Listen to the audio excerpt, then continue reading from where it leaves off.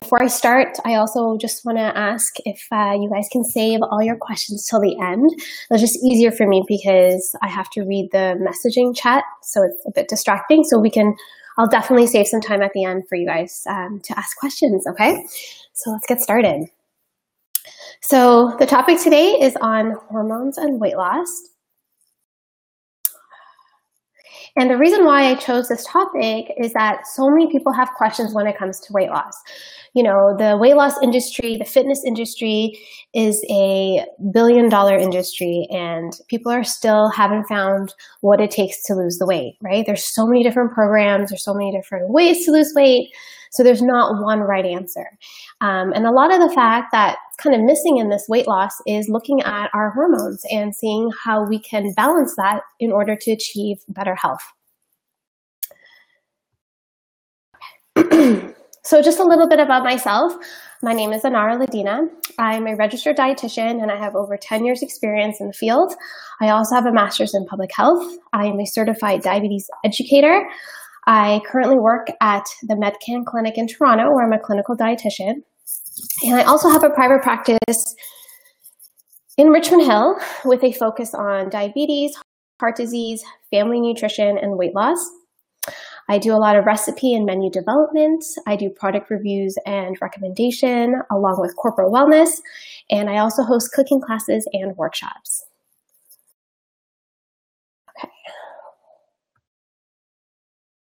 Okay, so the objectives of this presentation, again, like I explained earlier, just to give you guys a better understanding on what weight loss is and how it's this complicated system. And it's not so, you know, cut and dry, like black and white in terms of eating less, exercising, and that's the only thing we need to look at.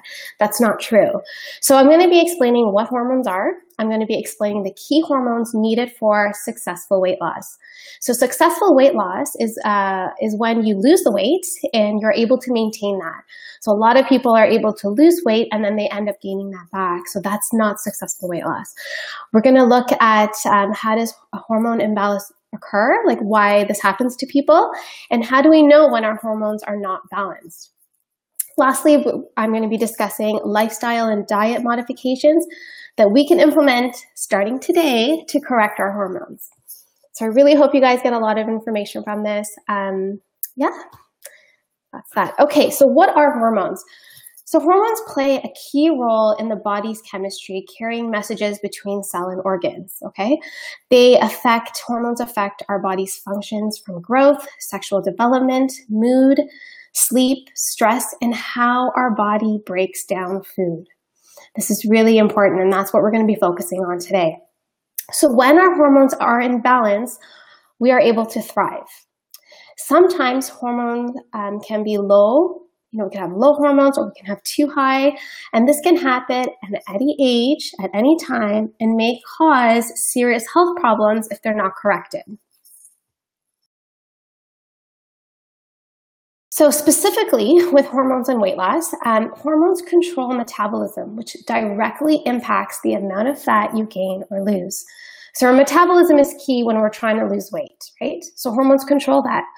In other words, burning fat and achieving successful weight loss is, in fact, partly a hormonal event.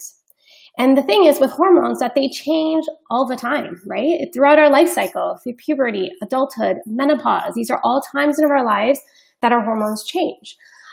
Pregnancy, right, as well. So all these factors come into play. So we need to have a better understanding how to adapt with all these life changes to keep our hormones in balance. So this is the million-dollar question, right? Why is weight loss so hard? So the thing is with diets, they don't work for many people. And as you guys know, there's so many diets out there. And the main thing is that they don't address the hormonal root cause. They're based on restricting food intake. They're based on counting calories. They're based on, exercise. But they don't really look at how our body is working. So hormones dictate what our bodies do with the food that we eat. And when our hormones are unbalanced, you are in a state of inflammation. So when this happens, your metabolism is not efficient and you end up storing fat. So at this point, you guys may be asking, well, how do I know if my hormones are balanced or not? So this is just a high level kind of slide that kind of, can indicate if your hormones are not balanced. So that includes excessive sugar cravings, extra weight in your midsection. So this is a key one. So if you carry a lot of weight, or if you've, the last few years, you've noticing you're carrying a lot of weight in your midsection, then this can be an indication that your hormones are not balanced. A lot of moodiness, change in mood, lack of sleep, and feeling overwhelmed and stressed. This is the big one, and I know with our modern lifestyle, a lot of people feel this way. And that's why a lot of people have hormonal issues, because of our lifestyle. So today, I'm going to be talking about 4 really important hormones that we need for weight loss, and they are estrogen, cortisol, insulin, and leptin. So maybe you have heard of all these before, and maybe you haven't. Maybe you've only heard it a bit. So I'm going to be going into detail about each one, and I'm going to talk about what we can do to kind of see where we are. Okay, so estrogen. So this is a big one. So this is the hormone that makes us uniquely women, right? So this is what makes us who we are. So the role of estrogen. So estrogen is a steroid hormone responsible for the female body, like I mentioned, our breast, uterus, the brain, and reproduction. So estrogen helps maintain stable body temperature, regulating our cholesterol levels and our bone density. So when our estrogen is not in balance, we could have some negative effects, and that occurs with aging, and estrogen can promote breast and uterine cancer. So here I just wanted to show you guys kind of like in a typical lifespan how estrogen is in our body. So it peaks at a certain age, and then we see a decline in estrogen, okay? And this is normal. We can't prevent this decline. It's with aging. But we can kind of control how we feel when we go through these stages. So during menopause, this is a really difficult time for a lot of people because their bodies are changing dramatically. And I'm going to be discussing right now what is happening during this time. And a lot of people who actually reach menopause, I always hear people tell me, I'm gaining weight. It just seems like I'm breathing and I'm gaining weight. And in part, that is true. And you're going to understand why in the next few slides. Okay, so with estrogen, I can't talk about that alone without the other hormone, which is progesterone, which are kind of like the yin and the yang. They kind of keep each other in balance, and it's such a fine balance. So these 2 hormones explains essentially a woman's life. So progesterone is known as the pregnancy hormone, and progesterone uses fat for fuel. It relieves anxiety. It kind of balances out estrogen. And when these 2 hormones are in balance, you will feel amazing. This is when you feel good about yourself, you're confident, your weight is good. So this is when your hormones are balanced. So estrogen dominance. So this slide is really important. So I really want you guys to pay attention to this. So during menopause, your doctor will tell you that, your hormones are decreasing. Okay, both of them are, so estrogen and progesterone. So when your levels are decreasing, you can still have too much estrogen. So how does that happen? How can you have estrogen dominance when your estrogen levels are decreasing? And estrogen dominance leads to weight gain. So when estrogen levels decrease during menopause, if your progesterone levels are also decreasing and more than your estrogen, then you have estrogen dominance. So even that little estrogen that you have, or the little estrogen that you have, it's not even a lot, you could still be in a state of dominance because your progesterone is also decreasing. So estrogen dominance is really about the ratio of estrogen to progesterone. If you have too much estrogen compared to your progesterone, no matter how little it is, you can gain weight and store more fat around your midsection. So I hope this really makes sense.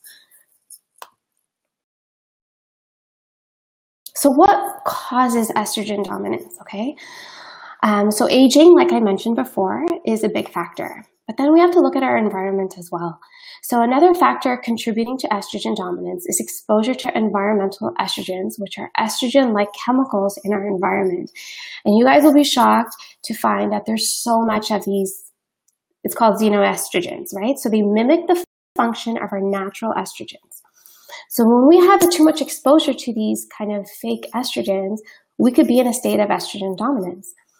So when they enter our body, they attach themselves to our cells' receptors, taking over the natural estrogen functions to control growth and development. So where do these xenoestrogens come from? Well, pesticides. This is a huge factor. I know we talk about organic foods and so forth, and yes, it's better for you because it's healthier and more nutrient dense. However, one other factor that's also as important is the amount of pesticides that are in our foods. When we go to the grocery store, we see all this produce from different parts of the world. Especially now as we enter the cooler months, we see stuff from South America. So think about how far those foods have to travel and what they have to do to preserve those foods, all the chemicals that they have to add on it. So we really need to be mindful of where all these chemicals are coming from in our day-to-day. Hormones and animal products. Again, having organic meats, milk, dairy. Yes, it is good.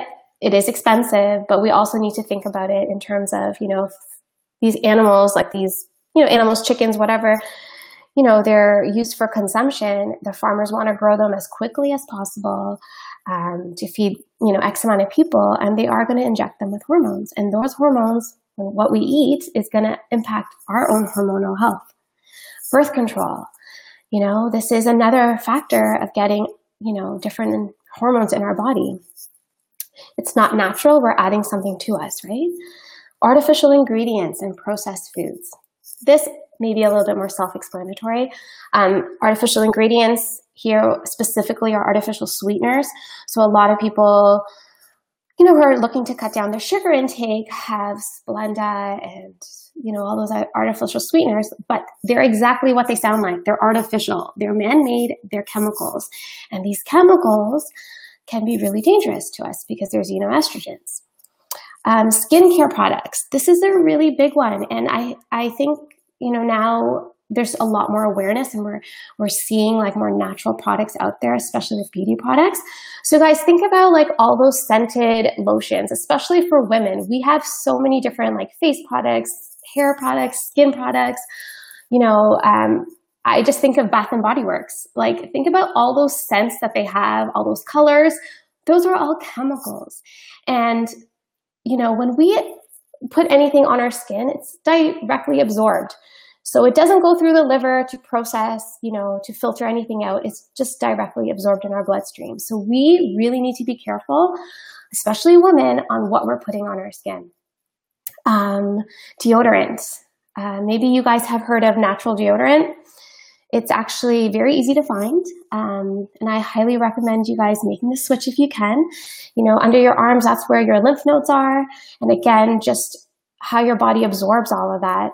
Chemicals like the aluminum, it's just going to cause estrogen dominance. So if you feel that maybe you need to, look at your estrogen levels and really want to take control of your health, or have been struggling with weight loss, really look at these other factors to see what chemicals you're getting in your day-to-day. And trust me, we all are getting a lot of chemicals. So whatever we can do to minimize this, it's going to be better for us. So natural deodorant, you can find it at HomeSense, you can find it at Loblaws, you can find it online. It's really easy to find. Even with skincare products, like I was talking about lotions, I know we're approaching the cooler months. So what I have personally been doing over the last 2 years, I think, or year and a half, I just use coconut oil as a moisturizer. The regular coconut oil that you can get for cooking, you get a whole tub at Costco. I transfer it into a jar, and I promise you it does not smell at all. It's quickly absorbed, and you don't have to worry about all those chemicals because it's in a natural state. Or you could buy those, natural products. Again, they're going to be a little bit more pricey, but you can easily just use coconut oil, and you can use this on your kids. In the summertime, when we're in the sun too much, I do use coconut oil for the kids as well. It really helps with them. And the deodorant. My kids are really little. Well, they're still young, but I know when they get to that age when they're going to need to use deodorant, I'm definitely going to be starting with them with a natural deodorant that doesn't have any of the chemicals in them. So there are a lot of different brands out there. And again, it's pretty easy to find. Plastics. This is another huge one. Plastics are known as endocrine disruptors, and we have a ton of plastic in our day-to-day. Like, I'm so happy when I see people bring lunch from home, but then what just, I shouldn't say shocks me, but just really like, oh my gosh, people warm up plastic food containers in the microwave. And that's probably the worst thing you can do. So please, if you're going to be, packing your food from home, which is amazing, just use a glass container. Just use glass. Like even the microwave covers that you get, at the kitchen stores, dollar stores, to cover your food when you're cooking, please don't use that. Just use a paper towel, use a glass lid, but you really don't want to be having hot plastic touching your food because it's going to leach. Even though it is BPA free, there are other chemicals that are made up of plastics. Recycling, what I find is amazing at JCC at our center in Toronto, they don't use any styrofoam. So styrofoam is actually a major contributor of plastics and xenoestrogens. They use compost. During Ramadan, when we have iftars every night, they have reusable plates, which is so great. So again, guys, anytime that you're looking to save the environment or being green, you're also taking care of your own health because we're not exposed to all those fake things. I hope that makes sense.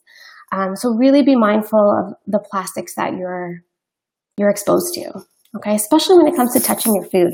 Like even when we buy coffee to go, like at Starbucks, at Tim Hortons, the lid that you are drinking from, if you can, try to take the lid off so you're just drinking it from a cup. Because again, it's all plastic and anything hot that's touching it, we're going to be ingesting that as well. So again, that comes with estrogen dominance. Okay. So this is just, again, a high level of some symptoms of estrogen dominance. So if you think you may be having some estrogen dominance, you may feel some of these symptoms. So headaches, hair loss, this is a big one, foggy thinking, irritability, memory loss, mood swings, thyroid dysfunction, breast cancer, just aging, if you just noticed yourself aging a little bit more, fat gain, uterine cancer, infertility, uterine fibroids, irregular periods, like PCOS, PMS, depression, having a lot of anxiety, bone loss, osteoporosis, insomnia, blood clot, just feeling fatigue. And I'm sure so many of us have these. So in the next few slides, we're going to see what we can do to kind of balance our estrogens a little bit. But hopefully the previous slide, what I talked about, are some things that you guys can really start thinking about, okay? So how do we balance estrogen for weight loss? Okay, so the number one thing in the research that I've done is to reduce your red meat intake, okay? This is a huge factor, and it's red meat is a big one. So you want to have more plant-based foods. So red meat is a really big one. Same with alcohol. I'm not going to spend too much talking about alcohol, but red meat for sure. So we really want to minimize the amount of red meat that we're having. There's just found so many links of estrogen dominance in people who eat a lot of red meat. Again, this is processed meat, red meat, that whole area. Again, I spend a lot of time talking about our beauty products, especially for women because we have tons of them. Cleaning products as well, you really want to be careful. Obviously it's all chemicals, and there are so many great cleaning products that are more natural, that don't have so many chemicals in them, and the use of plastics. So in Canada, I feel like we are really ahead in terms of like the states when it comes to recycling. Like going to the grocery store, we have like reusable bags that pretty much a lot of people use. So those are all really good ways to kind of minimize the amount of plastics that you are exposed to, that you are using. Also eliminating excess sugars and processed foods. This is huge. So processed food, not all processed food is bad, but it's the processed foods that's been far removed from its natural state. So, different types of cereals and cookies and all those kind of stuff that, don't resemble a natural product that has been severely processed. All the nutrients have been stripped out, and food companies like to add colors and different types of sugars and different fats to kind of make it appealing. And all those things are not good for us. Exercise daily to promote detox. So again, when we exercise, we're sweating, we're kind of detoxing our body naturally. So you really want to engage in regular physical activity. And this last point is something that I'm going to spend a lot of time talking, well, not a lot of time, a few slides talking about, which is fiber. Okay. So fiber is so important. So we want to aim to have a pound of vegetables per day. I know this sounds a lot. So you can start off with half a pound, right? Just see where you are. You want to have a goal of reaching 35 to 45 grams of fiber daily. Okay, so fiber is magic. It is like the solution to so many health issues. So what fiber does, I think it's on my next slide. Oops. Okay. Okay, let me just talk about what fiber does. So fiber, you want to think of it like a sponge. So when we eat foods that have a lot of fiber, it swells in our body, so it takes up space, which is great if you're looking to lose weight because it increases the sense of fullness. However, fiber acts like a sponge. So everything that's floating in your body that shouldn't be there in terms of excessive sugar, cholesterol, toxins, these xenoestrogens that I talk about, fiber just soaks it all up and then you excrete it. So it's that magical. So, and it's natural. And we need more of fiber. We all need more fiber. 35 to 45 grams is a lot. So I recommend you starting slowly and increasing that up.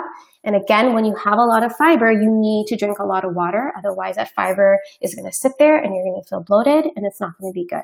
So you need water to push that fiber out of your system.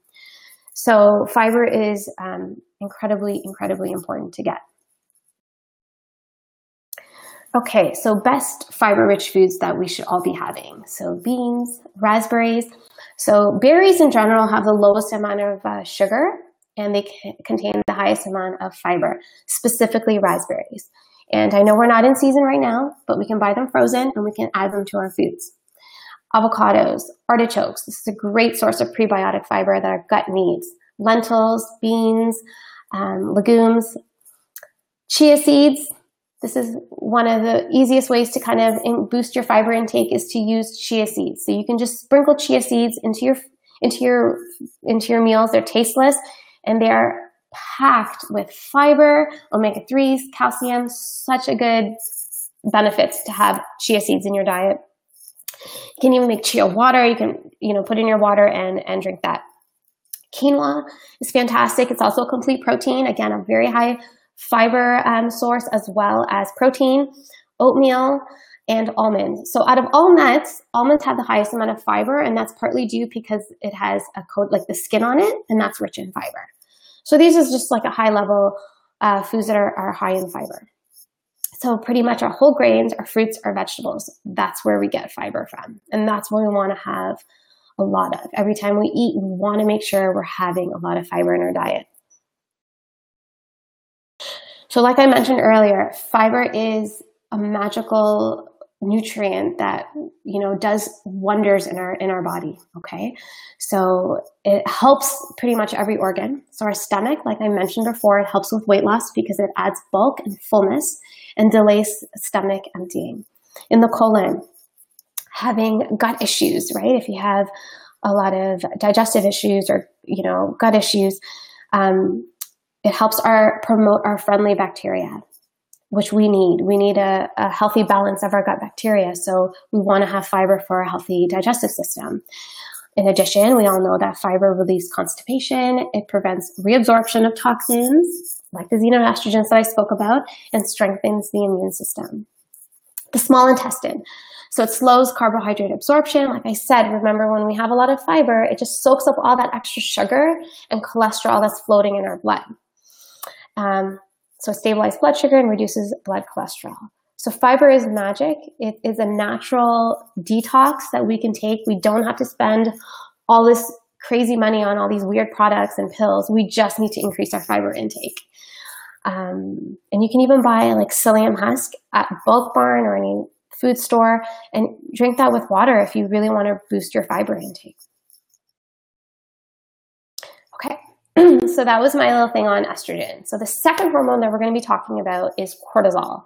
And maybe you guys have heard about cortisol before, but cortisol regulates your body's response to stressful situations. So it's our stress hormone. Oops. So what does cortisol do exactly? So cortisol, again, is a steroid hormone and is made in the adrenal glands. It's responsible in fight or flight situations. So in situations that we're really stressed, we're faced with a very difficult situation or scenario, this is where cortisol comes in. And we do need it because it does help us. So cortisol helps with blood sugar levels. It helps with regulate our metabolism. It helps reduce inflammation and assists with memory and helps control our blood pressure. So in women, cortisol also helps support the developing fetus during pregnancy. And when cortisol is present in our body, it shuts down other functions in the body, such as digestion and reproduction. So I really want you guys to remember this as I start talking about cortisol, okay? So what happens when we have too much cortisol? So most of us are stressed a lot, okay? Especially women. A lot of women right now, they are working full time and they're also caring for their family needs, and finding that balance is really difficult. Working and managing the household, multitasking. We have our phones with us. We're always on, right? So even if you are working, people are emailing you at different times of the day, with teams out in different countries. I remember growing up, my dad worked and he had like the 9-to-5 job, and doing what he did. But when he would come home from work, he never did work. Like he would either stay late at work or go in, on the weekends. But when he was home, he was home. He never had a laptop or his phone checking emails. Like, unfortunately, this is the reality of our modern lifestyle today, right? We're always on, and it's not good for us because our cortisol is always on as well. So it's just interesting over the years how things change and how we're in this situation with our health because of our lifestyle.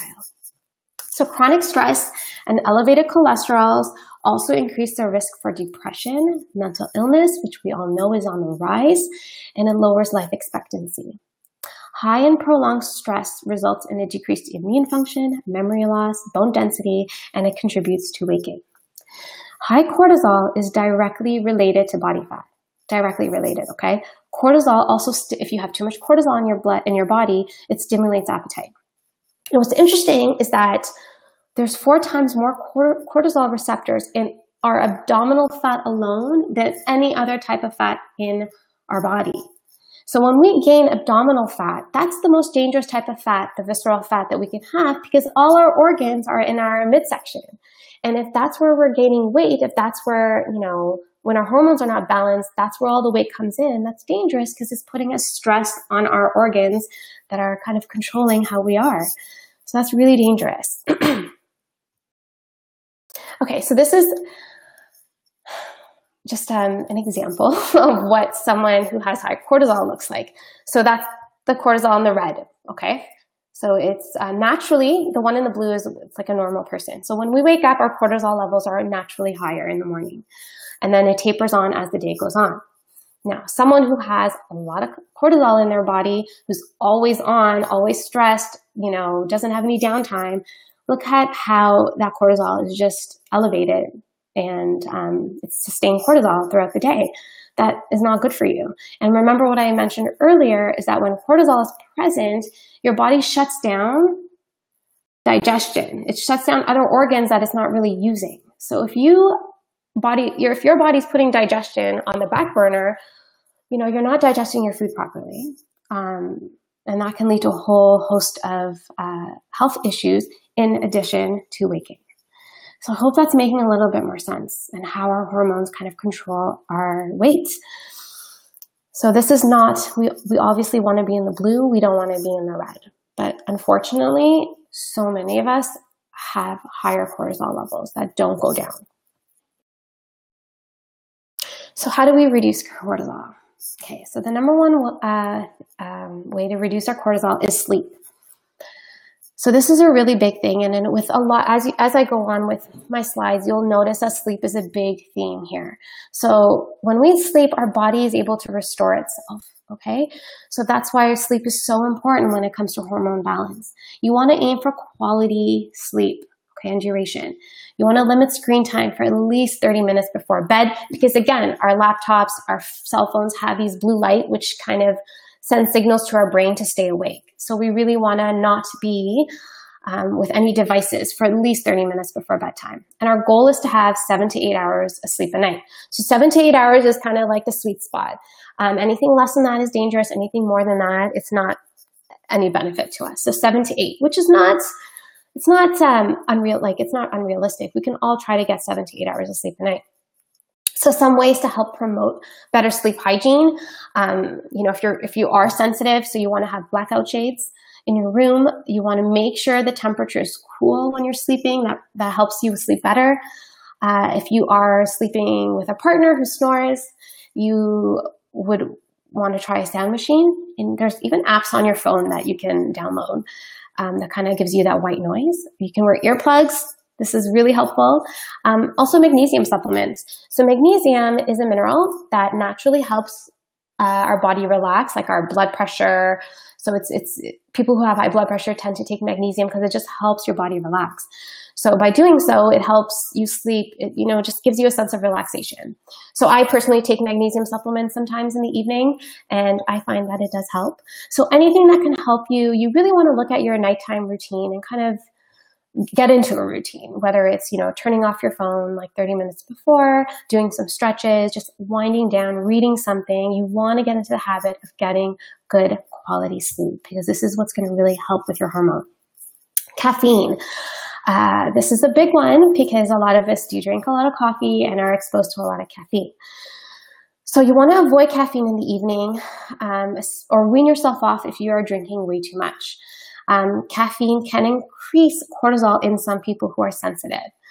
And because our cortisol levels are naturally high in the morning, you don't want to drink coffee like right when you get up, because that's just going to have not a good effect on your cortisol level. You want to drink coffee about an hour after you've been awake, at least. Okay, so be mindful of that, because we naturally wake up with a lot of cortisol. So mindfulness and spirituality. So this is really interesting. Studies have shown that adults who expressed spiritual faith experienced lower cortisol levels in the face of life stressors such as illness. Prayer is also associated, I don't know if you guys can see the rest of this, with reduced risk for depression.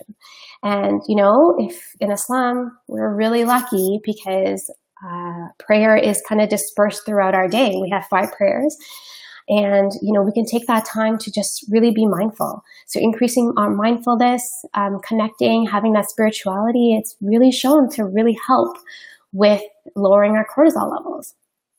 I remember when I first had my daughter, it was like the 3rd day, and all she did was cry. She was like colic. It was like the worst. It was just like, oh my gosh, I still remember it. And I remember talking to my sister, and she told me to recite Dua Yesh, and that was so helpful. So, just praying, reading Quran, all these things are so helpful, and science is actually proving that it helps relieve our stress levels. So, we're lucky in the sense that we have access to that, and this is what our religion teaches us. So that's something to keep in mind.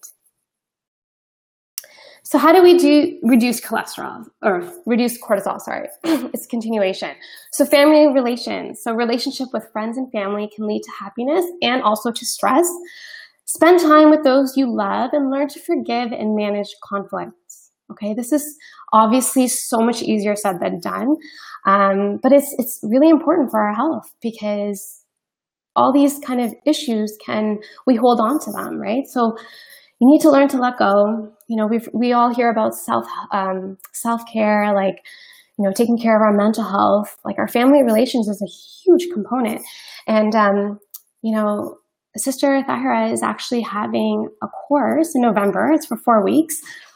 You can look at the Ali Academy website, and she has a course on family relations. Thank you. So it's, these are things that it's really hard to deal with on our own. So getting help, going to seminars, listening to how we can better our family relationships will really help our overall health as well.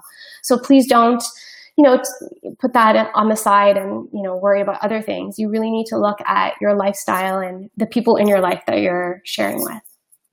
Mindfulness, this is super important as well. So cortisol, when we have too much of it, stimulates hunger. So training yourself to be aware of your thoughts, your breathing, your heart rate, and other signs of tensions help you recognize stress when it happens. So we all know, like, emotional eating, stress eating, these are all ways to manage our stress levels when we have a lot of cortisol, when we're really stressed out. So really knowing our triggers and getting a hold of that, knowing that, okay, like, I don't know, it's late at night, you're up, you can't sleep, you go in the kitchen and you start eating. You don't want to do that. You want to really train yourself. You want to be aware of the signs of mindfulness. So if we can gain control of emotional eating, that's a huge factor as well. And women tend to be more emotional eaters than men. So now when it comes to diet, what are some ways? So I talked about some lifestyle situations or examples that we can take, and now I'm going to talk about diet. So omega-3. So fish oil is one of the best sources of omega-3 fatty acids. So omega-3 fatty acids are found in fatty fish, not all fish, just the fatty fish that live in cold water, that need that extra protection, okay? So that's like sardines, mackerel, salmon, and in our diets, just the way the modern diet is, we do not get enough omega-3s because it's not found in so many foods. It's very selective in the foods that it has. So even taking a fish oil supplement would be a great idea if you are someone who has a lot of stress. Staying hydrated, this is really interesting. So dehydration increases your cortisol levels. Water is great for hydrating while avoiding empty calories. A study in 9 male runners showed that maintaining hydration during athletic training reduced cortisol levels. So making sure you're adequately hydrated during the day, this is super important for cortisol. And it's something easy to do. We don't need to, buy anything or do anything fancy. You just need to drink more water. In addition to probiotics, prebiotics, again, we want to focus on fiber. So fiber is like pretty much, by the end of this webinar, you guys will learn that fiber is the key to everything. So fiber promotes the good bacteria in our bodies.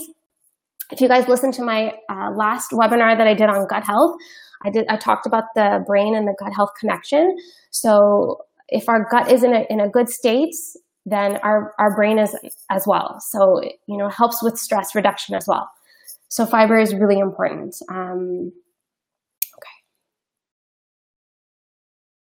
Okay, so sorry, this is just one omega-3 oil that I really like.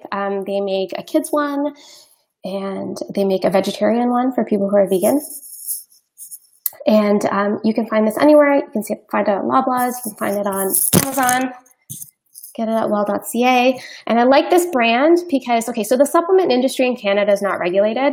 So there are tons of supplements out there. So you want to be careful when you are choosing a supplement to make sure you're choosing the right one, a quality one.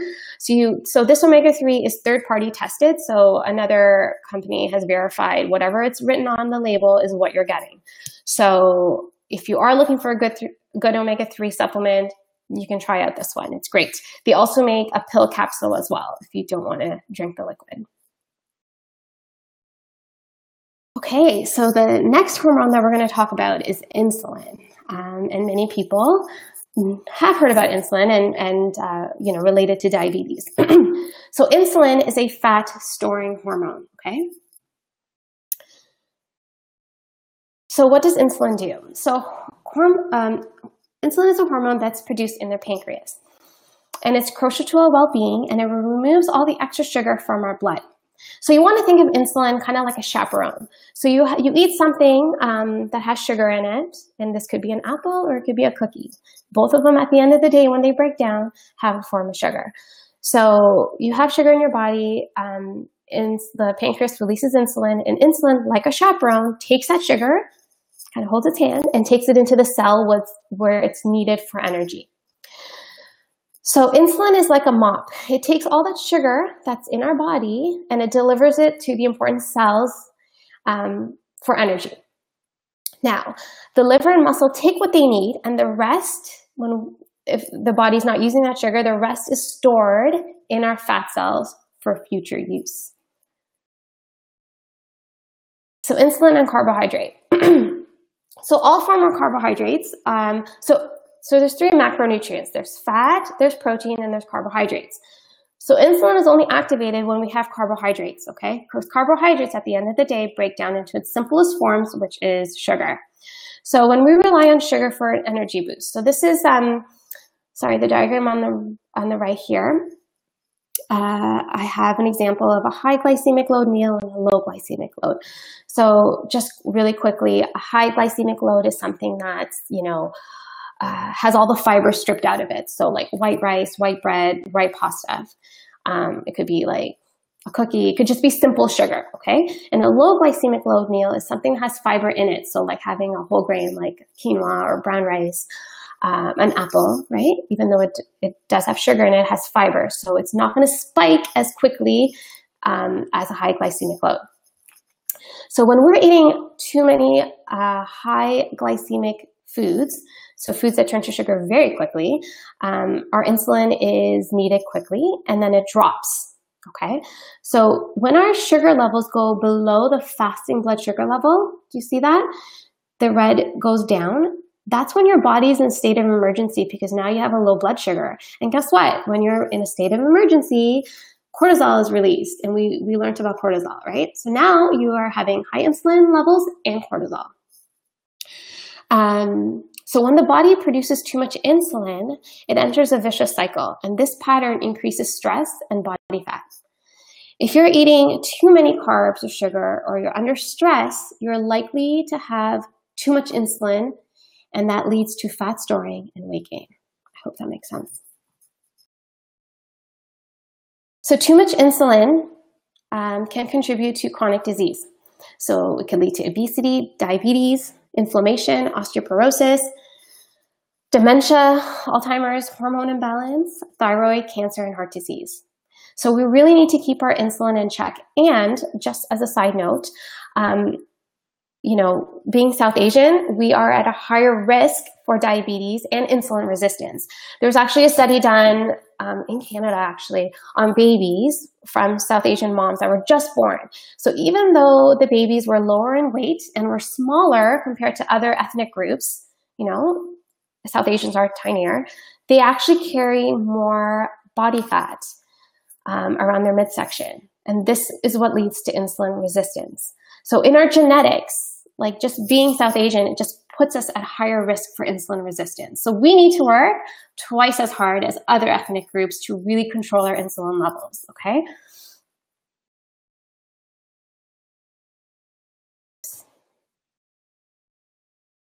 Okay, so I want to make sure I didn't lose anything. Okay, so how do we control insulin? So we need to watch all forms of sugar intake. And yes, this includes fruit. Fruit is not one of those foods that you can have an unlimited supply of, especially when it comes to weight loss and looking at your hormones. Because at the end of the day, anything that has carbohydrate in them is going to break down into simple sugar. So even though it has fiber, it has nutrients, at the end of the day, it's going to turn into sugar as well. So we can't have an unlimited amount. We want to choose low glycemic foods. This means avoiding processed sugary foods and choosing slower release carbohydrates and non-starchy vegetables. Oats, brown rice, quinoa, lentils, and beans, okay? Because these all have fiber. So again, anything that has fiber in it, you want to maximize because fiber, masks those blood sugar spikes in our body and it doesn't have those, it doesn't send so much insulin in. It's slowly released. So fiber is key. So non-starchy vegetables. So the only starchy vegetables that really impact blood sugars are corn, peas, and potatoes, regular potatoes. Those are the starchy veggies that actually act like a carbohydrate. So we want to be careful, and especially with our South Asian foods, a lot of our curries, a lot of our foods, we do have rice and we do have potatoes. So, cut back. So don't have the potatoes in your curry if you're having it with rice. Just make those simple swaps. The low carb diet. So I want to spend some time talking about the low carb diet. So specifically if you're looking to control your insulin and your hormones, this low-carb diet is actually very useful. It's shown to be very helpful for those who have diabetes and for weight loss. There's so many different types of diets out there. The low-carbohydrate diet is something that's sustainable. So any diet that you try, and anything that interests you, it's good to try it out to see if it works for you, because everyone is different. But the low carbohydrate diet, it doesn't mean you cut out your carbs. You just have to be strategic to see how much carbs you're getting in. So, every time, as we get older, every few years, we should kind of take an inventory of our diet and change something, or after a life event, after you get married, after you have a baby, after you have a second baby, if there's a death in your family, or if you go through a divorce, these are all things that change our life, or change our life essentially. So we need to kind of tweak our diet a little bit because we're getting older and things are, we have more stress. We need to kind of play around to see what we can do with our diet to prevent weight gain. So having a low carbohydrate diet has been shown to be successful, especially for those who are looking to control their hormones. So this could be simple by, swapping in more whole grains and swapping out refined grains. It could also mean having one meal a day where you have a low carb meal. So focusing on protein and vegetables. So if you have one meal a day that's low carb, that's not difficult to do. It's not impossible. It maybe, you have to think about it a little bit more, but it's definitely not impossible. So make those changes and see how you feel. So people with health conditions characterized by insulin resistance, such as metabolic syndrome and PCOS, may experience a dramatic lower of insulin by following a low-carb diet. So it's really, really helpful for those who have those conditions. So in a study, they compared people who followed a low-fat diet versus a low-carb diet and looking at insulin levels, and they found those who followed a low-carb diet dropped their insulin by 50%. So that's really powerful. So again, it's not cutting your carbs completely. It's just being strategic, swapping things out, and just making small changes and increasing the fiber in your diet. So again, controlling insulin with diet. So if we want to control our insulin levels, we want to avoid those big spikes and those dips. We want it to have we want our insulin to be working efficiently. And again, because we are South Asian and at risk for insulin resistance to begin with, we really need to be careful. So we want to make sure we have protein at every single meal. Protein helps slow down the release of sugar, reducing insulin levels, and it keeps you full for longer and helps reduce cravings as well. So some examples are eggs with avocado and spinach. Again, this is high protein, high fiber. This is what you want. So again, in this meal, if you're having eggs with avocado and spinach, you're not having any carbs really. Chia pudding with berries. Remember my fiber slide. So chia is really high in fiber, and so are berries. So if you're making that with an almond milk or even regular milk, you're getting some protein in that way. Skyr yogurt with hemp hearts and cinnamon. So these are all just examples of combining fiber and protein. Okay. Healthy fats, again, you want to make sure you're getting your healthy fats in, because healthy fats, or fats in general, blunts the insulin response from a meal, reducing the impact of how carbohydrate is broken down.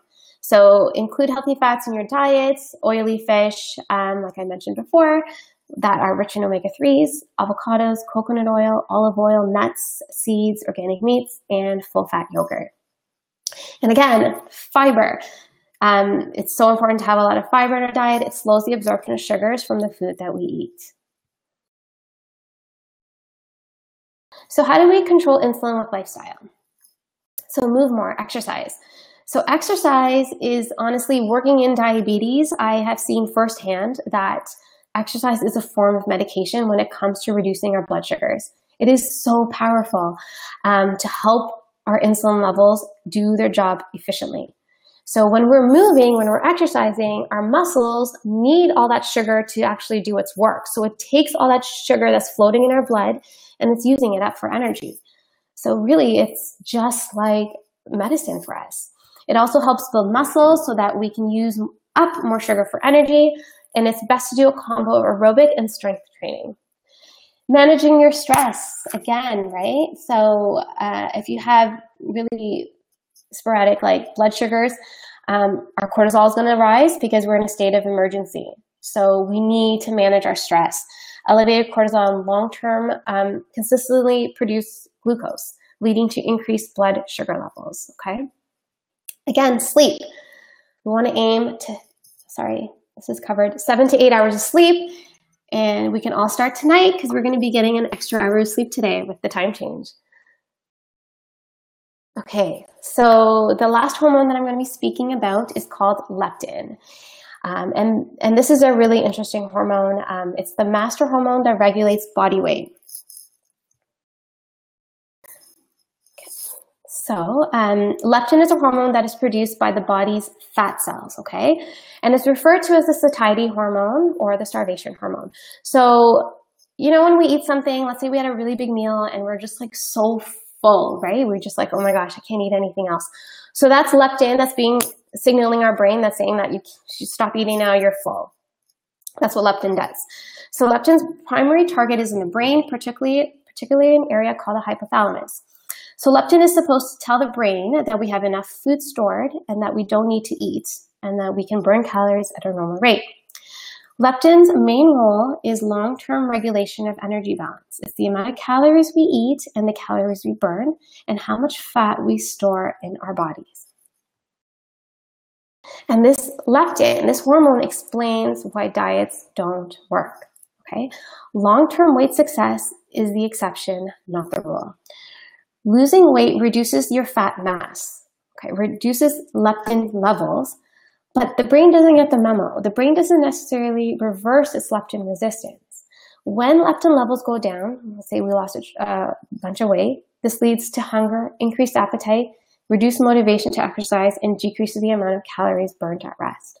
So this kind of works against us. So we lose all this weight, and then our body, you know, with this hormone, it doesn't want to be there. It wants to have more fat. So basically, the reduced leptin makes the brain think that it's starving. So it initiates all sorts of these powerful mechanisms to regain that lost body fat, thinking it's protecting us from starvation.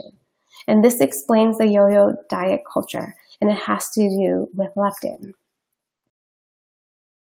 And the thing is with diets, you know, especially the extreme diets, yes, you go on it, you lose a tremendous amount of weight, but you can't sustain that lifestyle. You know, if you completely go, you know, like zero carb diet, like you're going to feel miserable. First of all, you're not going to be able to sustain that. And then you're going to gain the weight back. So it's so important to make lifestyle changes.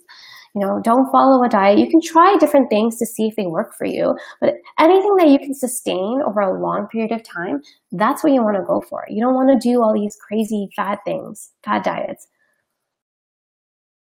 So this is really tied with the obesity epidemic that we are seeing worldwide, okay? So obesity is not caused by greed, by being greedy, laziness, or lack of willpower. You know, there are strong biochemical forces at play, which are mostly driven by changes in the environment, particularly the Western diet. So the Western diet is foods that are super processed, high in fat, high in salt, okay? So everywhere this Western diet goes, obesity and chronic disease follows. So we see it in other parts of the world, like in Africa and Asia, typically where people were very lean, but then this Western diet goes into those countries, and then we see that overweight and obesity, chronic disease also increases. Not because this diet turns people into gluttons, but because it alters our biology in a way that changes our behavior. Although the cause of obesity are complicated, and there's no cause of what causes someone to be obese, leptin resistance is the main reason people gain weight and have such a hard time losing it.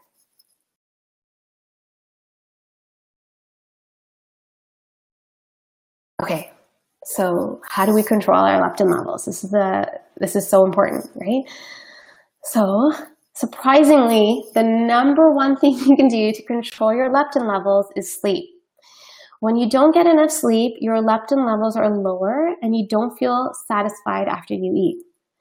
Okay, there's studies done at Harvard that show that sleep deprivation reduces leptin levels and actually increases the body's need or desire for fatty, carbohydrate-rich foods. So it kind of works against us. So if we don't get enough sleep, we're in this state and our body craves these foods. You know, our leptin levels are lower. Our body's not getting those signals that tell us to stop when we're eating. So we really need to watch our simple carbohydrates. These are the comfort foods. These are like the pastries, the donuts, which we're so exposed to. Like, even if you go to Tim Hortons right now, like, everything in there is a carbohydrate bomb, right? There's barely any fiber and very little protein of the stuff that we can eat. So carbohydrates are just so easy to eat because they're convenient, they're found everywhere, it's just easy. So we really need to, if we're really looking to control our carbohydrate intake, we want to just meal plan and just really make sure that, we're getting the right nutrients, the right amount of fiber, the right amount of protein. Exercise is also very important as well with omega-3s. So I think you guys are seeing a theme here. When it comes to our hormones, we really want to focus on sleep. We want to focus on omega-3s and getting our exercise in and watching our carbohydrates, especially the simple sugars. So at this point, you guys may be wondering, how can I get my hormones tested? You could go to your doctor, but they probably don't. I don't know if they do hormone testing, but you're not going to get the right results during a blood test. You need to get a saliva or a urine test. So salivary hormone testing is considered to be more accurate than blood hormone testing, since in the saliva reflects the level of free active hormones, and that's what you want to get tested. Blood level hormones are bound and are inactive, so it's not going to give you the proper reading. So it's best to see a naturopathic doctor or a functional medicine practitioner. Have a conversation with your doctor as well to see. And you want to monitor, let's say like you get your hormones tested and things are off, things are not balanced. So you want to make these changes that I discussed and get them tested again in 3 months to see where they are, to see if they're improving.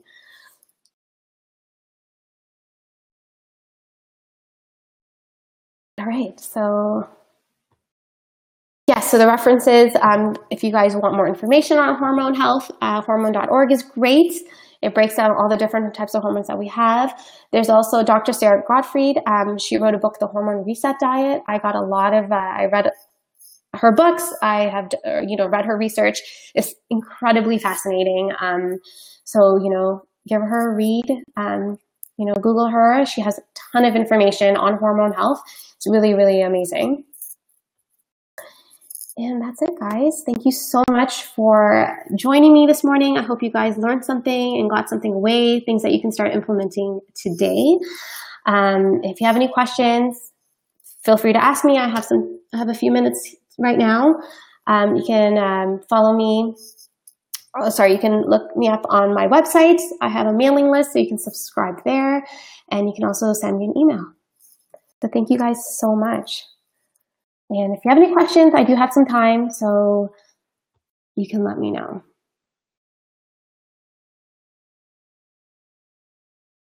Okay. So would you suggest dairy? Oops.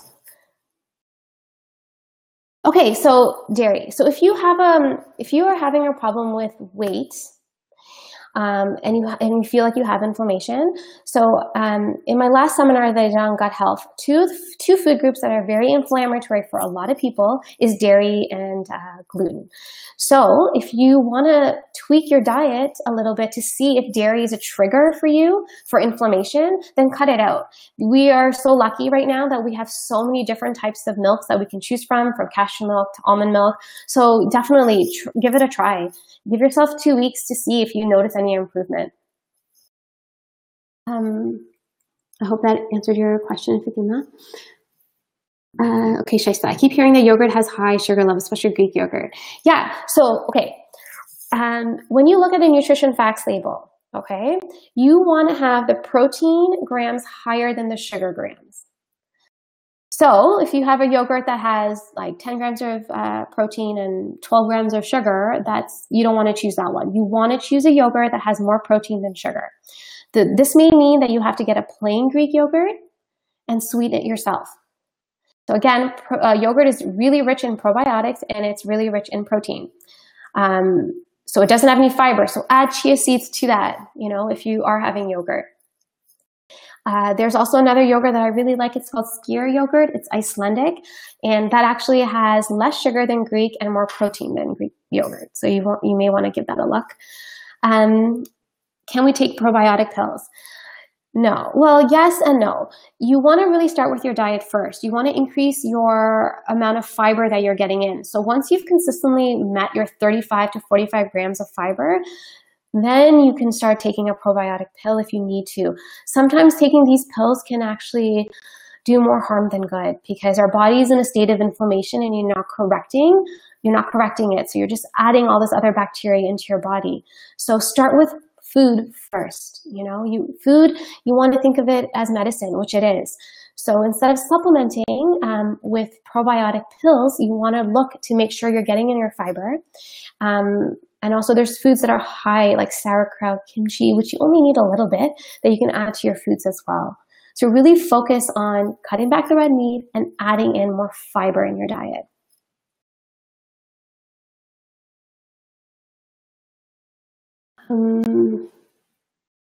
Okay. Oh, you're welcome for the information. Suggests stopping dairy. Yeah, I mean, if you feel, again, like if you have inflammation, if it's causing bloating, you just want to see if it is making any difference to you, you can definitely cut it out for about 2 weeks and see how you feel with it. We can get our calcium from other foods. It doesn't necessarily have to be from dairy alone. I know the dairy industry has made it, very convenient and easy for us to think of calcium with dairy, but we can get calcium through, it's fortified in like almond milk. We can get it through our greens, our beans as well. Chia seeds have a little bit of calcium in there as well. So yes, really good question. The best amount of chia in a day. I would stick to 2 tablespoons in a day. That's what you want to stick with. Yeah, so curcumin with a little pepper, absolutely. So black pepper actually increases the bioavailability of curcumin, and it has been very beneficial with inflammation. People who I had 2 clients the other day at work who were taking curcumin supplements, and they had a huge, they felt a huge difference in their joints because it helps with inflammation. So yes, being South Asian, we have a lot of turmeric in our foods. Curcumin is the active component in turmeric. So, making sure we use that. And yeah, you could definitely increase your turmeric with a black pepper. Definitely, you could do that. Can we have a copy of the slides? Yeah, so I think these slides, this whole presentation is going to be available. It's recorded. So I think you guys will have access to it. Biotin, can you take it? You could take it, but again, isolating these separate, supplements, you really want to increase your whole food sources first. So it depends, like, why would you want to take biotin? Could you just make tweaks in your diet instead? Yes, please share this information with your family, absolutely. Okay, so a good question about plastics. Thank you. Is it okay to freeze or store foods in plastic containers as well, especially when meal planning? Okay, so I personally do this myself. I do freeze in plastic. If you could do it in glass, that's even better. Ziploc bags, I mean, as long as you're not heating it up in the plastics, then it should be okay. But just moving away from plastics in general is somewhere that I really want to go towards. So I would recommend for everyone to try. I know it makes things less convenient by doing so, but it is better for us, for sure. You guys are so welcome. Thank you. I hope you guys, it's so hard sometimes to do a webinar because I can't really engage with my audience. So I'm just speaking. So thank you for letting me know that you guys learned. If you cut back on red meat, what are other high sources of iron? Okay, great question. We can still have chicken, fish have iron in it, eggs, lentils and beans, which we really should be getting more of, quinoa. These are all foods that have a lot of iron in it. I can send you, if you email me, I can send you a list of foods that are iron rich. So don't feel like if you're cutting back on red meat that you're going to be losing out on your iron. There are so many other foods that have it. So you still have, chicken and animal products, but there are vegetable sources of iron as well, mainly in our legumes, our greens, our beans, our nuts, our seeds will have sources of iron. Yes, so the slides will be available. I think there's a recorded link where you can watch on YouTube, I believe, for the slides. You're welcome, Shema. Oh, I'm so glad you guys found it helpful.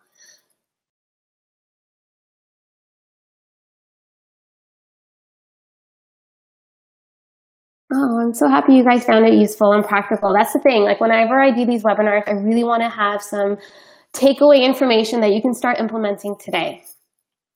You are all so welcome.